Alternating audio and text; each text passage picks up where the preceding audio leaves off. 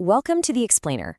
Today, we're unpacking a topic that's been sparking a whole lot of curiosity around Australian dinner tables lately, and that is how a self-managed superannuation fund, or SMSF, actually works when you decide to involve the family. Because families often make long-term financial decisions together, the idea of teaming up for retirement sounds pretty appealing to a lot of us. But what does it really mean in practice? We're going to break down the rules, the shared responsibilities, and what you absolutely need to understand before assuming it's automatically a good idea to just jump in together. To see how this usually comes up, let's look at a pretty relatable scenario. Picture Zoe and Nathan, an Aussie couple in their early 40s. They're having a relaxed Sunday lunch with extended family right after a birthday celebration. It's exactly the kind of setting where long-term financial decisions casually bubble up. Right in the middle of a conversation about the future, Zoe's brother chimes in and says, "A mate told me he has an SMSF with his wife and adult kids." Now, Nathan responds, clearly surprised. He says, "Really? I always thought that was more of an individual thing." And honestly, Nathan asks a fantastic question here because superannuation in Australia usually feels deeply personal, doesn't it? We're so used to just tracking our own individual balances, not treating our super like some shared family project. The idea of blending multiple generations' retirement savings into one single structure is a pretty massive conceptual shift for most people. That's exactly when Zoe's mom jumps in with a very sharp observation. She jokes, saving together is one thing. Managing something connected to retirement sounds very different. And she is absolutely spot on. Nathan laughs and says, "Yeah, and every family thinks differently. I imagine there must be rules around everyone's share and responsibilities." Nathan really hits the nail on the head there. Participating in the same fund isn't just about doing something together as a family. It involves intense coordination and strict rules around how the fund actually operates. So how is a family fund even possible? Well, the magic number to remember here is 6. Back on July 1, 2021, the Superannuation Industry Supervision Act, or the SIS Act, was updated to allow a maximum of 6 members in a single SMSF.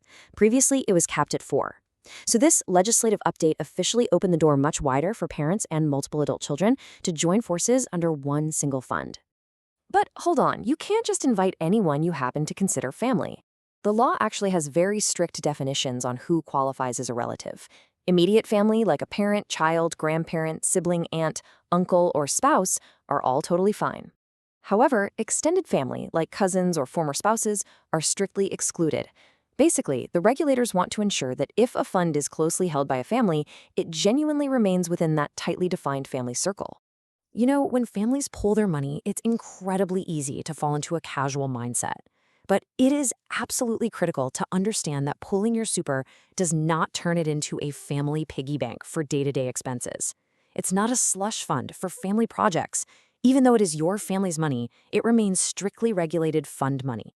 It is locked away and governed by heavy statutory law. And that brings us right to the structure of the fund itself. If you do this as a family, there are no silent partners. Every single member must be a trustee or a director of the corporate trustee.